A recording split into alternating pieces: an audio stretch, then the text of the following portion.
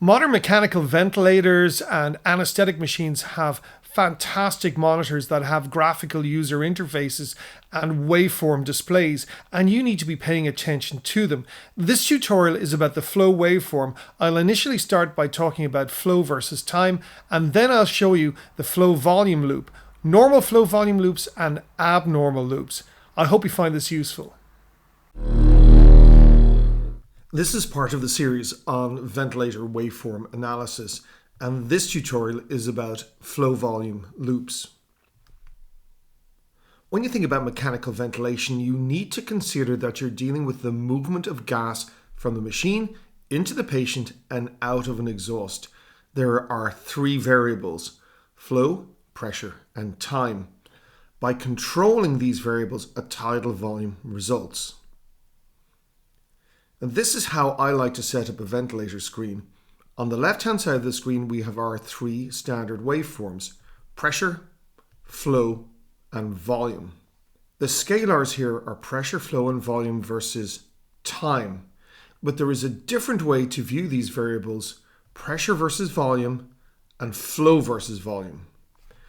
These curves are really important to use on the ventilator because they can alert us instantly of changes in compliance and resistance or evidence of disruption of the airway.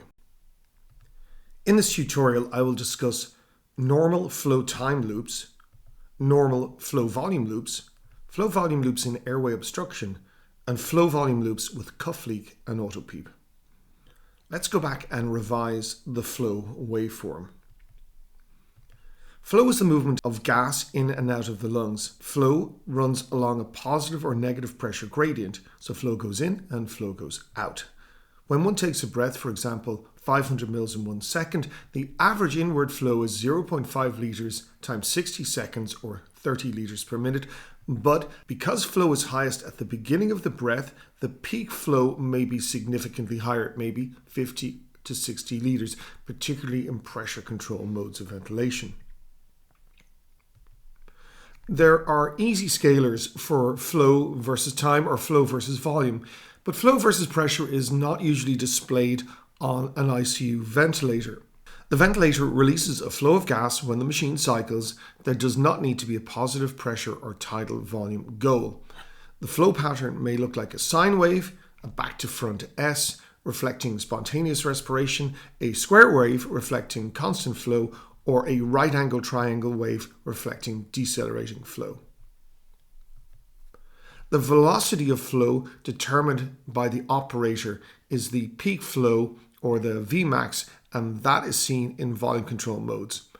In pressure control modes, the flow is determined by the pressure gradient between the alveoli and the ventilator, and there's a tweak on pressure control modes known as the inspiratory rise time. Expiration is usually by way of elastic recoil, so that expiratory flow patterns are similar for most modes. Let's look at the scalars for flow time curves. On the y-axis, we have flow in litres per minute. Flow goes in above the horizontal line and flow goes out below the horizontal line. Along the x-axis or horizontal line, we have time in seconds, and what I've put up here is 3 seconds. We start at a point of zero flow. From that point, the airway pressure increases as flow is generated, so we have peak flow at 50 litres per minute. Then the flow stops when the tidal volume has been achieved or the pressure limit has been reached. That is a point of zero flow as well. Subsequently, flow leaves the lungs and we have expiratory flow, and expiratory flow usually is at the same quantum as inspiratory flow. And this is what it looks like. Remember, on this particular ventilator, the green waveform represents something that the ventilator is actively doing to the patient. So you can see here the flow waveform. It's a constant flow waveform that we see in volume control ventilation, and we can see below that the volume waveform. The scalars here are time on the x-axis and the magnitude of flow on the y-axis. A feature that not many are aware of is the ability to freeze the screen on mechanical ventilators and analyze the waveforms in a pause setting or just working your way through them. And in this situation, you can actually look at the flow versus time at any point during that flow time curve. In this situation, of course, it's 25 liters per second where I paused it. Flow patterns may be sinusoidal, constant, or decelerating. And let's just quickly look at these different patterns. The sinusoidal flow pattern is derived from this pressure waveform where there's a slightly negative deflection on inspiration and a slightly positive deflection on expiration. And this is the waveform that we associate with spontaneous breathing. You'll see this with CPAP as well. And the flow waveform is essentially the mirror of this. You get that lovely rounded shape curve and then, of course, the elastic recoil in exhalation. You rarely see this on modern mechanical ventilators, but you see it all the time if you're an anesthesiologist in the operating room. And this is the typical screen of a modern anesthetic machine. And I'm going to blow it up a bit, and you can see the pressure waveform on the top and the flow waveform on the bottom. Here you can see there is positive flow going into the patient associated with inspiration and this negative pressure deflection. And then there is negative flow going out of the patient associated with the positive pressure deflection on expiration. If we look at this on this cartoon, we'll apply CPAP of 5 centimeters of water and you can see the flow pressure relationship. Negative deflection of pressure in inspiration, positive pressure in expiration, and flow going the other way, positive flow and negative flow. If you look at the flow volume relationship here, we have positive flow going in and a tidal volume. And the tidal volume is variable based on the depth of inspiration. And that is generated by a bigger flow. So if a patient takes a big breath, they generate a higher flow because they pull gas out of the machine. If they take a small breath, they have a lower flow. Higher flow, higher volume, lower flow, lower volume. Now let's look at a constant flow pattern. Constant flow is something that you only see in volume control ventilation. When the ventilator cycles to inspiration, it generates a flow of gas and it goes from zero immediately to peak flow, and that flow just stays exactly the same until the tidal volume is delivered. At that point, once the tidal volume is in, the ventilator either releases to expiration, that's volume cycling, or it just stops and holds that breath in the lungs for a period of time that you, the operator, has determined, and we call that time cycling. This is what volume cycling looks like. Zero flow to peak flow, this flat topped flow pattern that we're familiar with at this stage of the course, starting from zero flow, going to peak flow, back to zero flow, and then expiratory flow. And remember, expiration is passive and it reflects elastic recoil. As I've mentioned, we can apply an inspiratory hold. So here is the inspiratory hold being applied, and you can see that flow waveform just stops. There is zero flow here, peak flow here, and zero flow here, and expiratory flow. We can look at all of the waveforms together with this inspiratory hold. So here's our standard volume cycle breath and our inspiratory hold, and you can see the pressure waveform is different. It's a shark's fin waveform for volume cycling. The pressure just goes up and up and up and up until the end of the breath, but when there is a hold, the pressure goes up and then it kind of stays there for the full duration. So it's a flat topped waveform, and there we have zero flow, and this is where the airway pressure is held. If you look at the screen, it looks like this. There's that beautiful peak and plateau pressure picture on the pressure waveform, and the flow waveform shows us flow that's constant, it stops, it's held, and then it releases. So there's this gap in flow. Decelerating flow patterns can be used in volume control, and they are standard in pressure control. So let's look at decelerating flow patterns in volume control. Here we have a breath that is volume cycled. Tidal volume is 450 mils.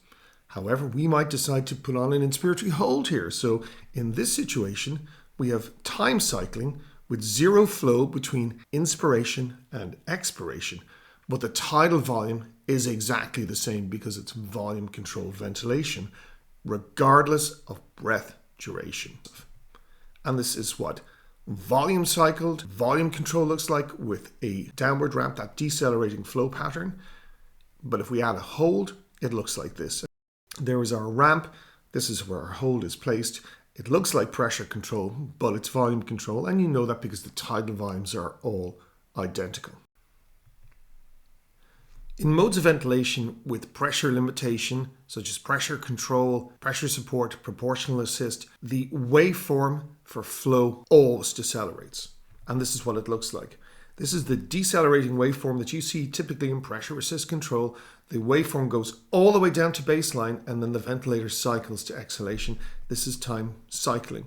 What's important about pressure control modes is that if the patient moves in the bed or the patient takes a breath, the flow may be different from breath to breath. In this situation, the patient may have taken a breath and now the flow is greater and the volume is greater because it's volume variable. And this is an example of pressure control where the flow goes down to the baseline and then immediately cycles to exhalation. But if you use a longer inspiratory time, the airway pressure may have gotten to the point of the pressure limit and then it's held there for the duration of that inspiratory time, so the lungs are kept full of gas before it's released. So this is a 1-to-1 I/E ratio, and you can see here there is zero flow after this point on this particular patient. The flow waveform associated with pressure support is different in that it shaves off before it reaches baseline. It's known as flow cycling, and this is controlled by a setting known as the expiratory cycle off percent, or E-sense, and that's a lot of words for essentially the ventilator cycles off at a particular proportion of peak flow.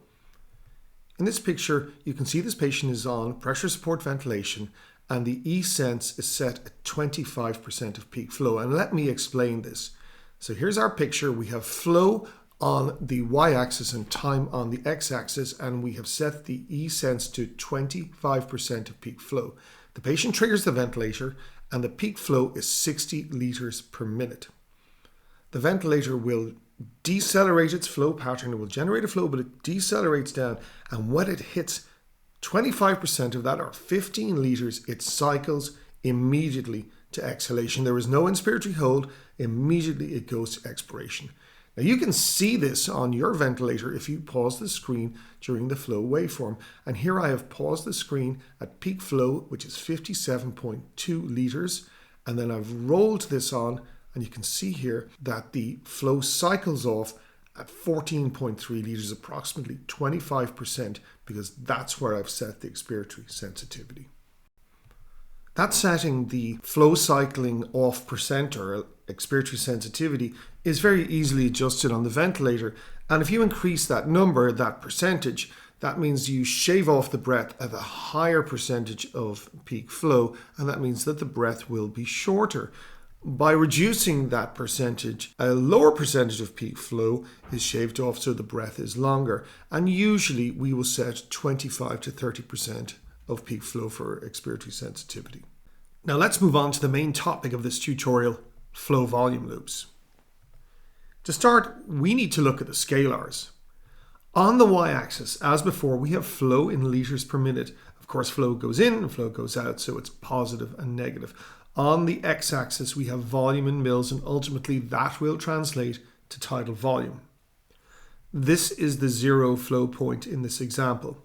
Now, I must point out that different manufacturers and different displays with different printouts have different ways of displaying this loop. Sometimes inspiration is above the line, sometimes it's expiration, and even the zero flow point may vary, as I will show you in a minute. For the purpose of this tutorial, I'm starting at this point where the x and y axis intersect, and inspiration is above the line and expiration is below. You will notice that we go to peak flow immediately, and flow continues till the end of the breath. After that, there may be a pause, there may not be a pause, followed by expiratory flow, and that always decelerates. So that peak expiratory flow occurs very early in expiration. The tidal volume is the point of maximum movement along the x-axis. So this is an example of a ventilator screen, and we can zoom in to see the flow volume loop. I'm going to show you a few examples, and you can pause the screen and make a decision about what you think you're seeing on the screen. So I'm going to start here at 0 flow and show you a loop. What type of breath do you think this is? The most important thing to note is the shape of the inspiratory flow curve. I've also colored it red to make it easier to understand this is a spontaneous breath. And this is an unsupported spontaneous breath because it has that lovely curvy shape of a sinusoidal flow pattern. And this is the peak inspiratory flow, and this is the peak expiratory flow. When might you see this? Well, the most common time for me to see this in my clinical practice is when I'm in the operating room and I'm looking at the screen. And here it is down in the bottom of the screen, the flow volume curve. And often anesthesiologists pay no heed to this. Often they have a different curve up on the screen. But to me, certainly at the beginning of an operation, this is the most useful curve that we have. And I'll explain why in a second. But if you're an eagle-eyed observer, you'll think that maybe there's something different about this curve than the one I just showed you a second ago. And what's different is that on this particular anesthetic machine, the 0 flow point is here and the curve goes backwards. So that's what it looks like on that machine. That's the Datex Omida GE anesthetic machine. And some machines do it that way, some machines do it the other way. Just be aware that the screens that I'm going to show you from this point onwards will reflect the layout that I discussed earlier on the ICU ventilator. In any case, this is where peak inspiratory flow is, and this is where peak expiratory flow is. Now, staying in the operating room, I think one of the best uses of the flow volume curve is actually in anesthesia. Often when anesthesiologists put a patient to sleep and they place a tube like a laryngeal mask airway, they allow the patient to breathe spontaneously. And it's often a curious way to get the patient breathing. Sometimes the LMA goes in and you just stand there waiting for the patient to take a few breaths. Typically, anesthesiologists look at the bag attached to the machine and wait to see it rippling to see if there's any movement there. And sometimes they wait for the end-tidal CO2 trace to appear, and that can be a frustratingly long time. On the screen, though, is that little flow volume loop that you've been ignoring, and we can boost that up and fill up half the screen with that, and it's really helpful because as soon as the patient starts to take a breath, you'll start to see some movement on the screen. And it starts off a little bit like this tiny little flow volume loop, and then it starts to grow. And progressively it gets bigger and bigger. So by the time it gets to about this size, you're starting to see real end-tidal CO2 appearing on the screen. And then, of course, you get up towards the normal loop. And by the time you get to this, your patient has well established with spontaneous ventilation. So the next time you're in the operating room, if you're an anesthesiologist, have a look at the flow volume loop. It's really helpful. It can also be helpful when you intubate somebody and you start manually ventilating. You should see a flow volume loop before you see end-tidal CO2. However, be aware it is still possible to have flow coming back out of the patient even though the tube is not in the airway. So it is not an alternative to end-tidal CO2, but it's still reassuring if there is a flow volume picture. Now let's look at another waveform. What type of breath is this? This is a constant flow volume controlled breath. The breath immediately goes to peak flow and stays there for the entire duration. And when that volume has been delivered, the ventilator will either cycle to expiration, that's volume cycling, or there'll be a small pause and then it will go to expiration. So this is the peak inspiratory flow. And from this point here, we have our tidal volume that has been dialed up on the ventilator, and that tidal volume will always be given by the ventilator, all other things being equal. And this is what the breath may look like on the screen. You can see that this is volume assist control. It's time cycled because we have a square waveform with an inspiratory pause. And if you zoom in, this is what the flow volume loop looks like. It's a square at the top and then it curves outwards at the bottom in expiration, just like all the other expiratory waveforms we have seen. Let's look at another example. What type of breath is this? You can see here there's immediate increase in flow from baseline up to a peak, and then it flows downhill all the way from there. So this is a decelerating flow pattern. The fact that the waveform is green suggests that on this particular ventilator, that's what the ventilator is doing to the patient. So it's a controlled breath, it's decelerating flow, and it goes right down to baseline before flow is let off. So this is decelerating flow. It's likely pressure control, although as I've mentioned earlier on, it could be volume control. There may or may not be a pause between the inspiratory part of the breath and expiration if the inspiratory time is fairly long. And that's what it looks like. This is volume guaranteed pressure control or pressure regulated volume control. And you can see the flow waveform is decelerating, as it always is for pressure control. What about this waveform?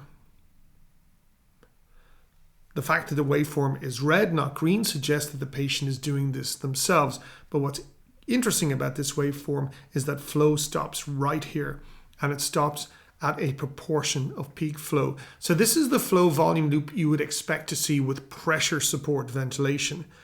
With pressure support, flow always goes from inspiration to expiration immediately, so there is no gap between inspiration and expiration. And this is what it looks like on the ventilator screen, and we'll zoom in.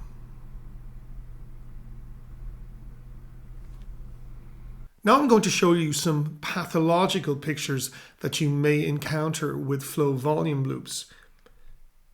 Keep in mind this flow volume loop that I'm going to use as our reference. This is the constant flow volume control ventilation picture. Keep this in the back of your head.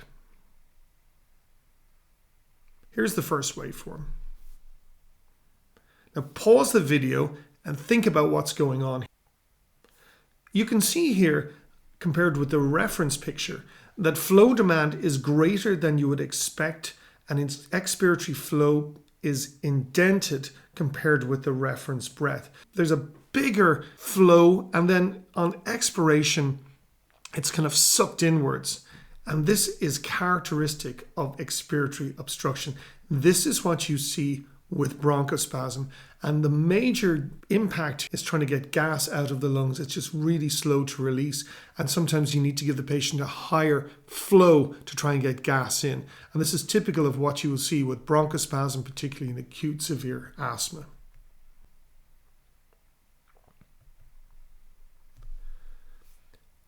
This flow volume loop looks relatively normal, but when I put the reference loop on top of this, you'll see that everything is smaller than it should be. Flow is good in both phases, but the volumes are low. And this is airway obstruction, such as you see with a kinked endotracheal tube or a patient biting down on the tube. And when you see this normal looking loop and the volumes just aren't what you're expecting, then what you need to do is follow the airway along and see where the problem is.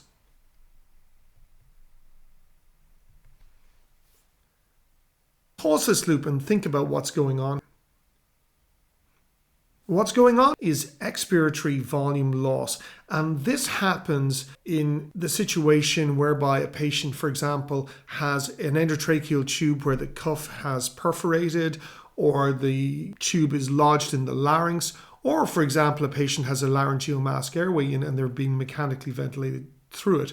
The flow in inspiration is not matched by flow in expiration. Expiratory flow is lower. And that's why we always measure expiratory tidal volumes in medicine, because that's the tidal volume that matters. A lot of that inspiratory flow is being lost. So this is expiratory volume loss, either caused by a cuff or a systems leak.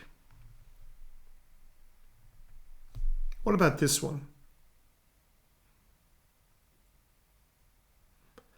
As you can see, there is a gap in the waveform. We have inspiration, and then we have expiration, and then the pattern just evaporates. Expiration just stops, and then you go straight to inspiration. And if you've been paying attention to these tutorials, you will recognize this as auto-peep. This is what happens when you literally cycle straight to inspiration before the end of expiration. I'll just remind you of what it looks like on the flow time scalar. You can see here constant flow, volume cycling, and the expiratory flow does not get back up to baseline before the next breath starts. And that is typical of how you find auto-peep on a patient on the flow waveform, remembering that you quantify it on the pressure waveform. Let's move back to our flow volume loop. What do you think of this picture? In this picture, the volumes are okay, but the flow rates are reduced in both inspiration and expiration. I'm going to overlay what it should look like. And you can see that there is obstruction to flow in both phases with volume attainment. And this is characteristic of upper airway obstruction. It may be due to a problem in the lumen, a problem in the wall, or a problem outside the wall, but the upper airway is being obstructed. Have a look at this picture, pause the video, and what do you think is going on here? Let's zoom in on the flow volume loop. This is the flow volume loop of a patient with a severe upper airway obstruction from a mass that is enveloping the trachea, and they're being ventilated through a tiny endotracheal tube. So you can see we're getting the volume in, but the flow that actually gets in is quite low, and there's significant obstruction on both inspiration and expiration. Now, for bonus points, what mode of ventilation do you think this patient is on, and what's going on here? What's interesting here is that we have a loop inside a loop, a small loop inside a big loop, and the mode of ventilation is airway pressure release ventilation within the bi-level pressure control paradigm. If you don't know what these are, I refer you to my tutorials on bi-level and APRV. Now, let's review this tutorial.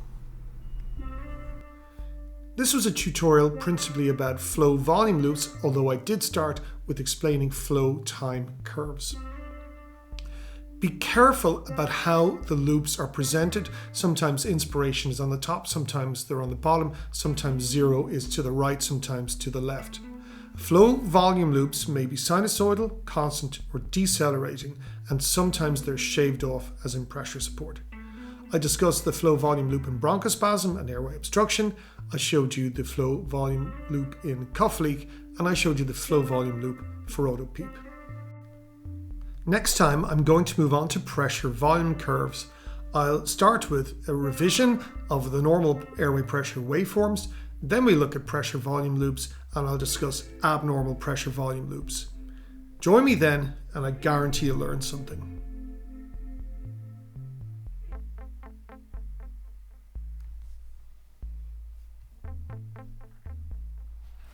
So that was flow volume loops.